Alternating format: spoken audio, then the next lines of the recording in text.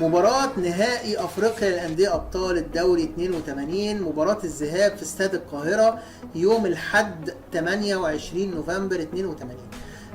طبعا انا كنت اجازه يوميها، لان انا برضو زي ما قلت اجازتي من المدرسه جمعه وحد. يوميها بقى كنت مظبط مع اصحابي، مش عايز اقول لكم انا رحت الاستاد من الساعه 10 الصبح، الماتش الساعه 3، انا رحت 10 الصبح. اول ما صحيت في البيت قريت الاهرام، لقيتهم جايبين صوره كبيره جدا للخطيب، والوش وش الخطيب والوجه وجه الخطيب يعني، والجسم جسم اسد، وكاتبين الخطيب والدور الكبير الذي ينتظر في مباراة اليوم. ورحت بقى خدت اصحابي ورحنا على الاستاد من بدري خالص، وقعدنا في تانية فوق المقصورة. والاهلي بقى يوميها كان تشكيله بقى كان اكرامي ومدحت رمضان، مصطفى يونس، ماهر همام، ربيع ياسين. النص علاء ميهوب بقى كان رجع، علاء ميهوب ومجدي عبد الغني ومحمد عامر، والهجوم مصطفى عبده والخطيب ومختار مختار.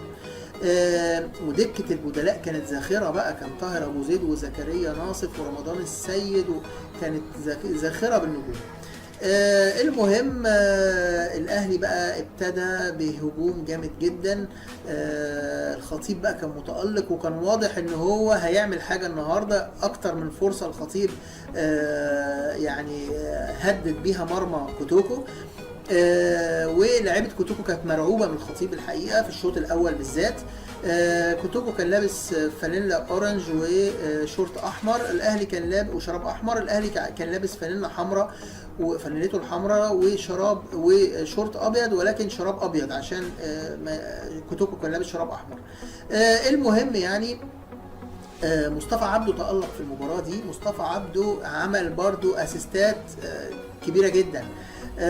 في الشوط الاول مصطفى عبده كوره بقى رفعها من بعيد كده للخطيب، والكوره جايه كوره عاليه على قوس منطقه ال 18 كده، هو ومدافع، والحارس طلع كده لحد خط الستة، قام الخطيب غمزها وهي نازله كده، وهي عاليه، كرة عاليه، غمزها كده في المقص اللي هو على شمال الحارس جوزيف كار، حارس كوتوكو ومنتخب غانا في ذلك الوقت. طبعا منتخب غانا فريق كوتوكو كان فيه لعيبه كتيره جدا من منتخب غانا اللي فاز بكاس افريقيا 82 اللي اتلعبت في ليبيا. ففريق كوتوكو كان فيه وفريق هارتس اللي هو خرج من المقاولين، الفريقين ابطال غانا خرجوا من الاهلي والمقاولين، ابطال الدوري وابطال الكاس، او تقابلوا مع الفريقين، والهارتس خرج من المقاولين، وهنشوف كوتوكو مع الاهلي. فالفريقين كانوا بيضموا خيرة نجوم منتخب غانا. فريق كوتوكو كان بيضم لعيبة جامدة جدا، كان كويسي ابيا، وكان ابو كونتي او ابو كونيتي على حسب بقى نطق كابتن ميمي الشربيني المهاجم بتاعهم، وكان عندهم كوفي بادو على ما اعتقد، كان عندهم جون بانرمان طبعا اللي هو الوينج رايت، كان عندهم لعيبه جامده جدا جدا. كان فريق قوي. وكان الباك ليفت اسمه عبد الكريم زيتو، يمكن كان ده نقطه ضعف الفريق يعني.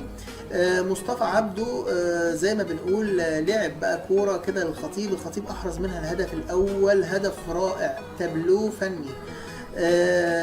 وتقدم الاهلي على كوتوكو 1-0. بعد كده كورة من ناحية الشمال، مصطفى عبده اتنقل ناحية الشمال، كان محمد عامر لعب له الكورة، اتنقل مصطفى عبده ناحية الشمال ولعبها بالعرض، علاء ميهوب حطها بشماله صاروخ في المقص، محرزا الهدف الثاني للأهلي. مصطفى عبده بقى فايق بقى.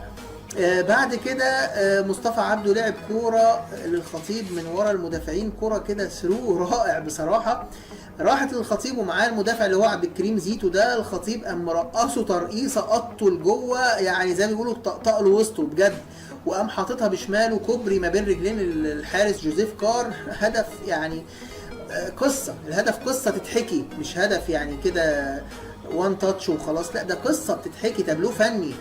والله انا يمكن حكيتها في الفيلم اللي انا كنت، او الفيديو اللي انا كنت عملته عن الخطيب، كان في حلقه خاصه عملتها عن الخطيب، حكيت انا الهدف ده. كان في راجل قاعد قدامي، انا كنت بقى صغير في تانية ثانوي 16 سنه، كان في راجل قاعد قدامي مثلا في الاربعينات. الخطيب بعد ما حط الهدف ده الراجل لقيته بص لي كده وقال لي انا دخت، انا دخت من الهدف ده. يعني هي يعني الناس كانت بتطرب وتتمايل وتخرج عن وقارها باهداف الخطيب. ناس كبيره وناس محترمه، يعني الخطيب لما بيحط هدف الواحد ما بيدراش بنفسه.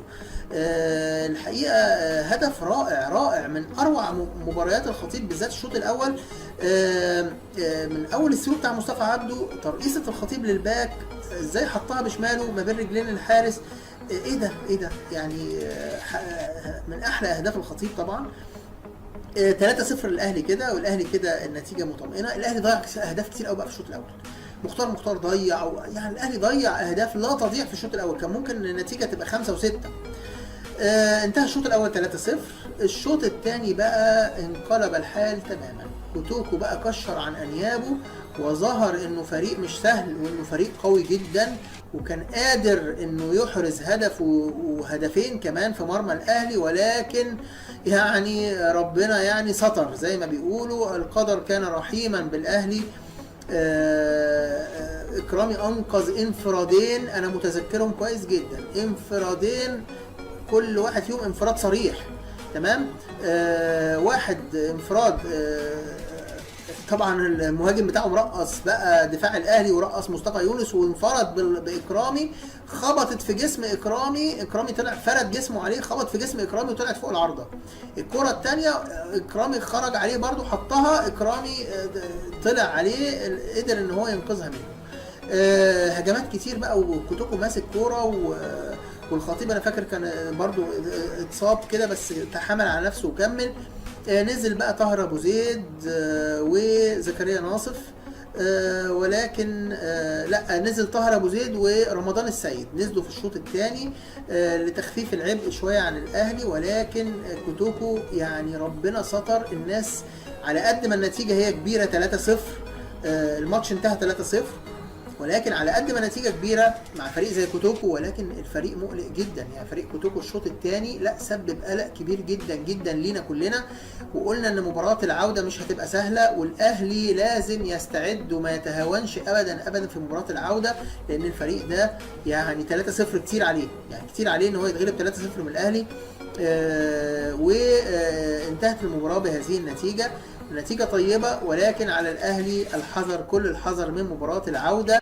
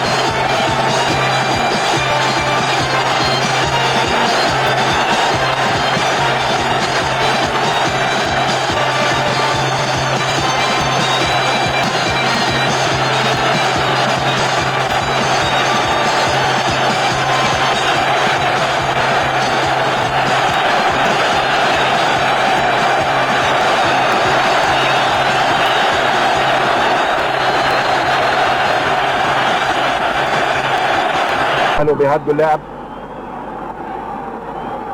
عالية في النص، مجدي لمختار، ماشي من ناحية الشمال مختار ومعدي وبيلعبها طويلة بالعرض، يفتحها عبد الكريم زيتو داخل الخطيب. يلا يا خطيب وبيجمع وهشوف وشاط. يا الله جنب القائم اليمين. عرض لك يا كابتن خطيب. ناحية الوينج رايت وجون سميث للباك رايت عبد الكريم زيتو طويلة بنلحقها قبل الاول ونطلعها اكرامي كورنر. كرة خطيرة لانها نطت عملت بند في الارض، لكن اكرامي يحولها كورنر. بيلعبها بالعرض على طول الكورنر، بيلعبها بالعرض على طول الكورنر.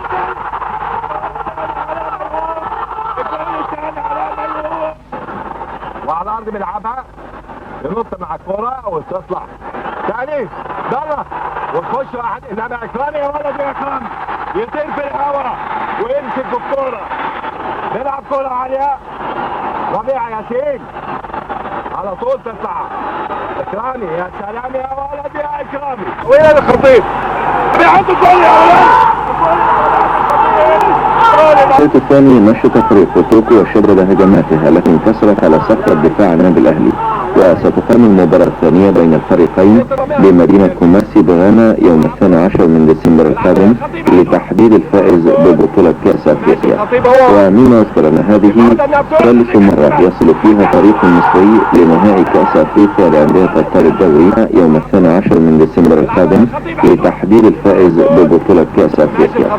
ومما يذكر ان هذه ثالث مرة يصل فيها فريق مصري لنهائي كأس افريقيا لأندية ابطال الدوري والتي فاز بها النادي الاسماعيلي عام 1970.